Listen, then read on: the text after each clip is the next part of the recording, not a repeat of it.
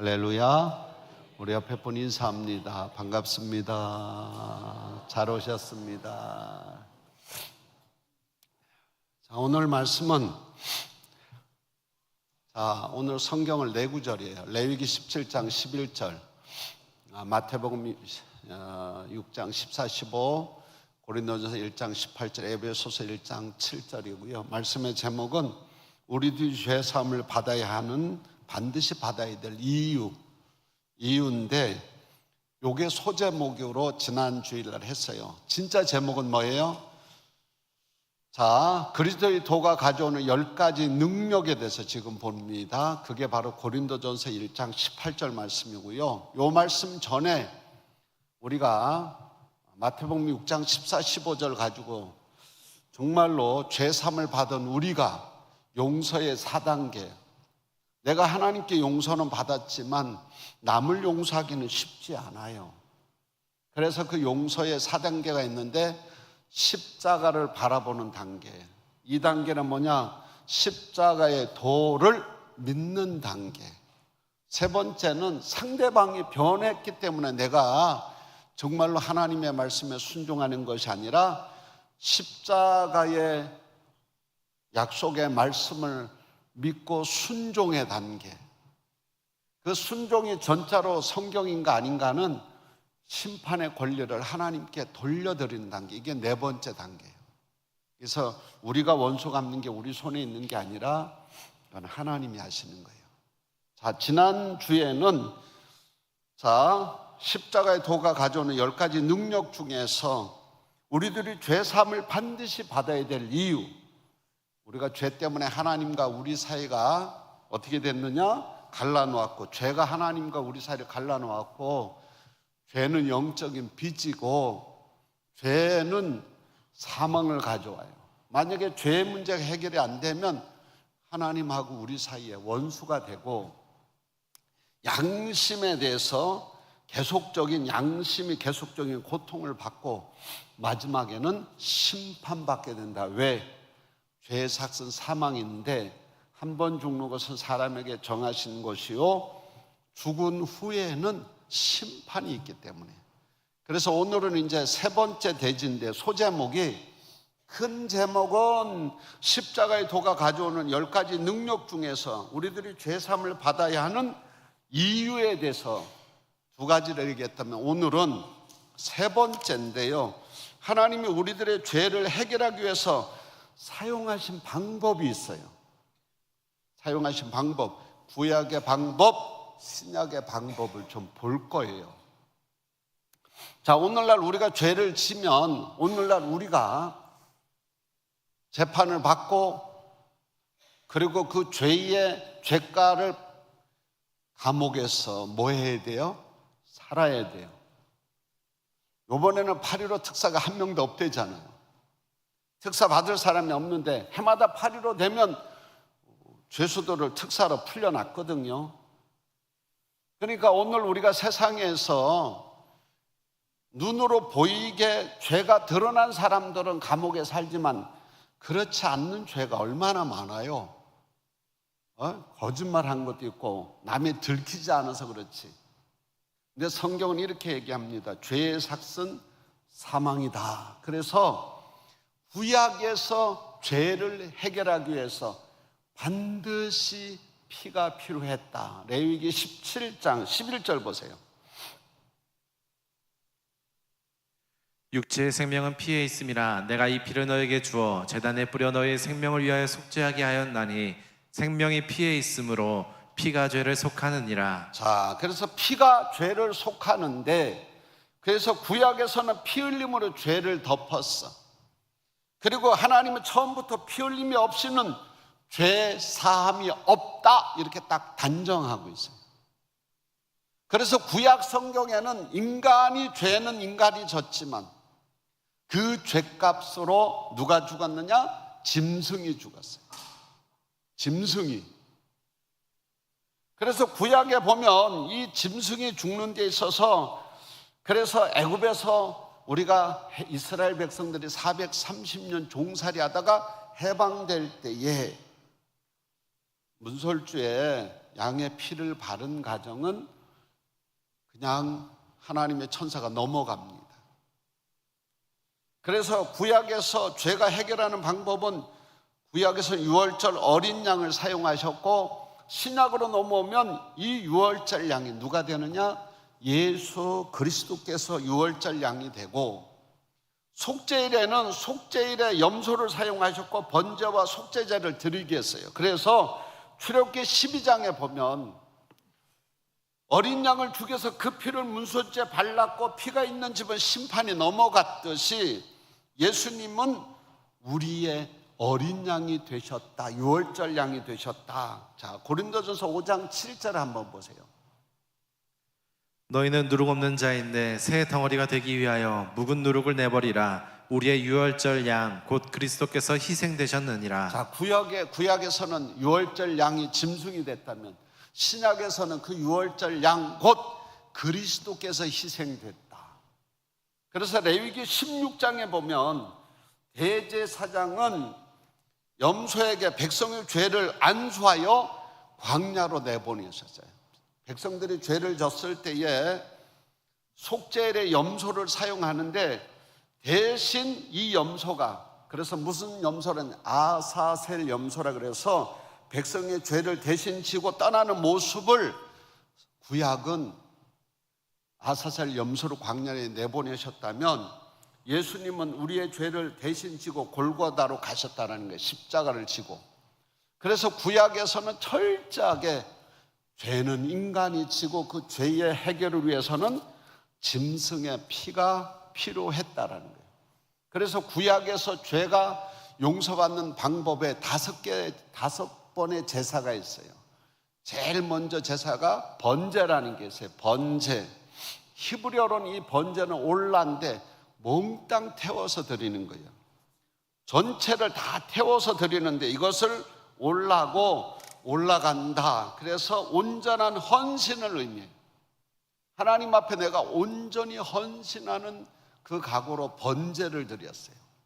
짐승을 다 태워서 드리는 거예요. 이게 올라. 두 번째 제사가 있는데 이거는 감사와 봉헌의 의미를 담고 있는데 소제라는 게 있어요. 소제. 소제는 짐승이 아니라 곡물을 드리는 거예요. 그래서 곡물을 드리는데 이 소제를 히브리어로 민하 이렇게 말해요. 민하. 그래서 이 민하를 드릴 때는 선물이고 예물인데 큰 가루가 돼야 돼요. 오늘 우리가 깨어지고 부서지면서 감사와 봉헌을 의미해요. 우리가 하나님 앞에 나는 부서지고 깨어지는 것.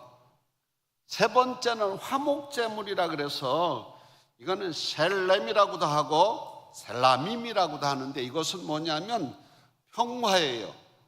샬롬 에이레네. 그러니까 온전함이고 평화인데 하나님하고 화목하게 되고 사람들에게 화목하기 위해서 이 화목제물을 드렸어요.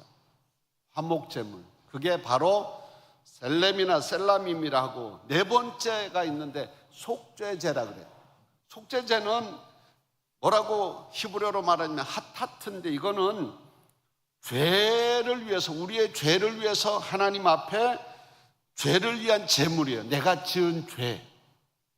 그리고 이것은 죄의 정결과 속죄를 의미해요. 내가 정결하게 되고 죄로부터 자유함을 얻는데 이게 속죄죄.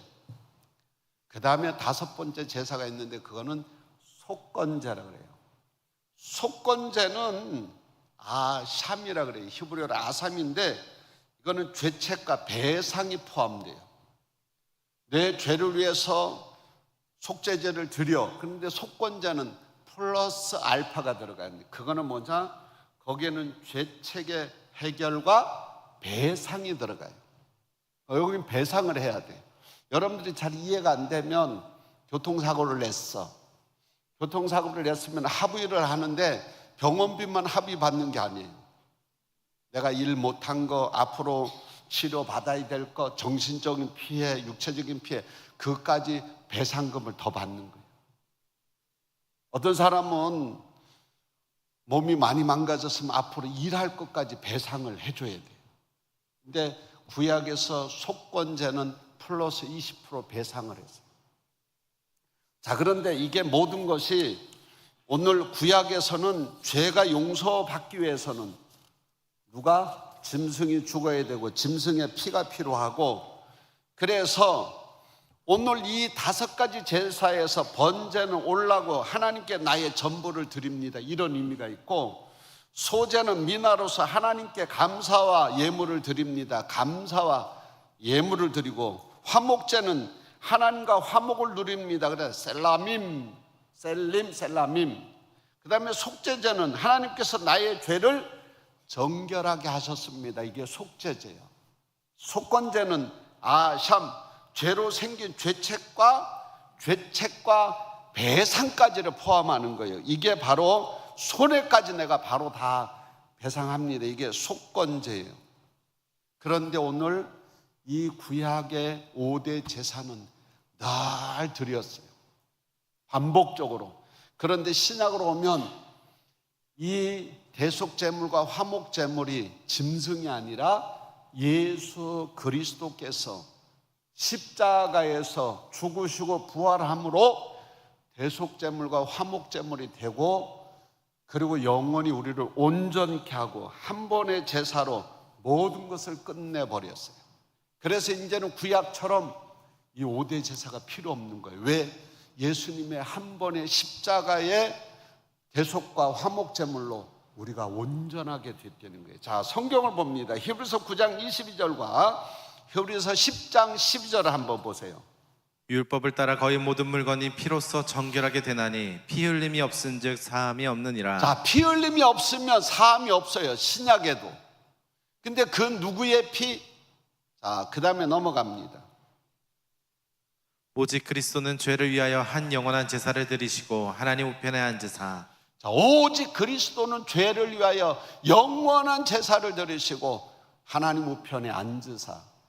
누구의 죄를 위해서?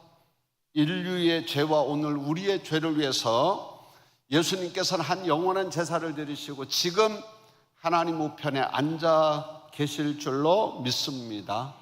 그래서 구약에는 인간이 잘못을 해도 짐승의 피로 죄를 사했어. 그리고 사람이 그 짐승을 돈 주고 사서 대제사장이나 제사장이 하나님 앞에 번제가 되든 소제가 되든 화목제물이 되든 속죄제가 되든 속건제가 되든 짐승이 죽었다면, 신약으로 넘으면 누가 대속제물과 화목제물이 누가 되느냐? 예수 그리스도가 한 번에 들으심으로 영원히 온전케 된 줄로 믿습니다. 그래서 레온 모리스가 쓴 책을 한번 띄워주세요. 레온 모리스. 자, 레온 모리스가 쓴 책 중에서 이렇게 되어 있어요. 해석을 하면 십자가의 사도적 설교예요. 십자가의 사도적 설교, 오브 더 크로스, 십자가의 프리칭, 설교잖아요. 그 앞에가 사도적 설교. 여기서 뭘 얘기하느냐? 십자가와 속죄에 대해서 이 레온 모리스는 얘기하면서, 자, 신약에서 구속의 값을 누가 지불했느냐? 예수님이 십자가에서 인류의 모든 죄값을 다 지불하셨다라는 거예요. 그래서 에베소서 1장 7절을 띄워주세요. 그걸 가지고 뭐라고 말하느냐? 우리는 그리스도 안에서 그의 은혜의 풍성함을 따라 그의 피로 말미암아 속량 곧 죄사함을 받았느니라. 자, 우리는 그리스도 안에서 그의 은혜의 풍성함을 따라 누구의 피로? 예수 그리스도의 피로 말미암아 속량 곧 뭘 얻었다? 죄사함을 받았느니라. 할렐루야. 누가? 우리가, 여러분과 제가. 그래서 여기서 속량이라는 것이 헬라어로 어떻게 되어 있었어요? 제가 이거 설명을 했어요. 아폴로트로시스라 그래서 속량인데, 빚을, 내가 죄의 빚을 누가 갚은 거예요? 예수님이 속량해 주셨다라는 거예요. 아폴리트로시스라 그래서 다 예수님이 인간의 죄값을 다 해결하셨다. 어디에서? 십자가 위에서. 그래서 십자가는 단순한 사랑의 상징이 아니래. 여러분들이 귀걸이, 목걸이, 귀걸이 목에도 막 십자가 다는데 단순한 사랑의 상징이 아니라 실제로 우리의 죄값을 대속해 주신 사건이다. 믿는 사람에게. 할렐루야. 우리가 예수님이 내 죄를 십자가에서 다 해결했습니다라고 믿을 때에 그거는 십자가 사건이 나의 실제적인 사건이 된다는 거예요. 자, 존 스토트 목사님 책을 하나 띄워줘 보세요. 제가 이거는 몇 번 인용했어요. 사순절 때도 The Cross of Christ, 그리스도의 십자가라는 데에서 여기서 존 스토트는 십자가의 중심에 뭐가 있다? 대속이 있다라는 게 대속. 그래서 존 스토트 박사는 십자가를 설명하면서 특히 강조한 것이 있는데 그 하나가 대속이에요. 대속. 그 대속인데 이 대속은 논지를 압축하면 이런 얘기예요. 이 책의 논지가 죄의 본질은 인간이 하나님을 대신하는 것에서 죄가 되는 거예요. 그래서 창세기 3장에 보면 아담과 하와가 선악과 따먹을 때 너 이거 먹으면 하나님처럼 돼. 하나님이 되려고 선악과 따먹은 거예요. 그래서 우리 존 스토트 박사는 그리스도의 십자가에서 죄의 본질은 인간이 하나님을 대신하려는 것에서 출발한대. 죄의 본질은. 그러면 구원의 본질은 하나님께서 인간을 대신하는 것이라는 거예요. 그래서 창세기 3장에서 내가 하나님처럼 되려고 선악과 따먹은 게 하나님처럼 되려고 해서 따먹은 거고, 그래서 십자가에서의 하나님은 내가 너를 대신하겠다. 너가 죄를 졌지만 내가 십자가에서 대신 너의 죄를 다 담당하겠다. 이게 대속이에요. 그래서 대속적 죽음이라고 말해요. 예수님이 십자가에서 죽은 것은 대속적 죽음인데 다른 사람을 대신하여 죄값을 예수님이 십자가에서 처절하게 해결하셨어. 누구의 죄를 위해서? 인류와 우리의 죄를 위해서. 여러분들이 혹시나 재판을 받았거나 감옥에 갔던 경험이 있는 사람들은 이게 누군가가 내 죄값을 대신 치러준다는 게 얼마나 감사한지 실제가 안 돼보면 모를 거예요. 저도 감옥에 한 번도 안 갔다 와서 경찰서 유치장에는 제가 위문하러는 가봤지만 내가 내 죄를 져서 가본 적은 없잖아요. 그러니까 얼마나 이 대속이라는 게 우리는 안 닿을 수도 있어요. 근데 분명한 것은 십자가의 중심에 대속이 있다라는 거예요. 대속. 그 대속은 다른 사람을 대신하여 죄값을 담당하신 예수 그리스도의 대속이 그 십자가에 있는데 누구를 위해서? 나와 내 죄를 위해서 예수님이 십자가에서 대속의 죽음을 당하셨다라는 거예요. 그래서 이사야 53장 5절 보세요. 이사야 53장 5절에 뭐라고 되어 있는가 보세요. 그가 찔림은 우리의 허물 때문이요 그가 상함은 우리의 죄악 때문이라. 그가 징계를 받음으로 우리는 평화를 누리고 그가 채찍에 맞음으로 우리는 나음을 그가 받았도다. 찔림은 우리의 허물 때문이요 그가 상함은 우리의 죄악 때문이라. 그가 징계를 받음으로 우리는 평화를 누리고 그가 채찍에 맞음으로 우리는 나음을 받았도다. 할렐루야. 자, 6절로 넘어가 보세요. 이사야 53장 6절. 우리는 다 양 같아서 그릇 행하여 각기 제 갈 길로 갔거늘 여호와께서는 우리 모두의 죄악을 그에게 우리 담당시키셨도다. 모두의 죄악을 그에게 담당시키셨다. 할렐루야. 누가 대신 졌느냐? 예수님이 십자가에서. 왜? 우리가 죄를 졌지만 갚을 능력이 없는 거예요. 우리의 행위로 구원받는 게 아니에요. 우리가 능력이 없으니까 하나님이 둘도 없는 아들 예수 그리스도가 이 땅에 인간의 몸을 입고 오셔서 대속제물과 화목제물이 되신 거예요. 할렐루야. 그래서 우리는 예수 잘 믿어야 될 줄로 믿습니다. 자, 또 한 사람 책을 하는데 에페프 브루스라는 사람의 책 두 권이 있어요. 하나는 펄이라는 책이 있어요. 바울, 폴. 근데 여기에 폴에는 Apostle of the Heart Set Free라 그래서 자유롭게 된 마음의 사도 이렇게 해석을 하면 그래요. Set Free, 자유롭게 된 마음의 사도. 이게 번역은 반역이에요. 책이 잘 팔리려면 원제목하고 엉뚱하게 써야지 잘 팔려 사람들한테. 그런데 여기의 내용은 이런 거예요. 바울이 여기서 5가지로 요약하면 바울이 부활하신 주님을 만난 후에 박해자에서 복음의 사도로 완전히 바뀌었다. 부활하신 누구를 만난 후? 예수님을 만난 후에. 예수 믿는 사람들 박해자에서 복음의 사도로 완전히 바뀌었고, 두 번째로 바울의 복음 중심에는 인간의 행위가 아니라는 거예요. 철저하게 예수 그리스도를 믿는 믿음을 얻는 하나님의 은혜와 의로 우리가 의롭게 된다는 거예요. 예수를 믿는 믿음으로 의로운 자가 되고 하나님의 은혜를 입게 되고, 세 번째로는 그리스도의 십자가와 부활은 바울이 인생을 바쳐서 선교하는 그 인생의 핵심이 된다는 거예요. 부활하신 주님을 만나고 바울은 자유로운 몸이 될 뿐만 아니라 이 자유를 위해서 일생을 헌신하면서 나중에는 목이 잘라 순교하게 돼요. 누구를 제대로 만났기 때문에 부활하신 주님을 만난 것.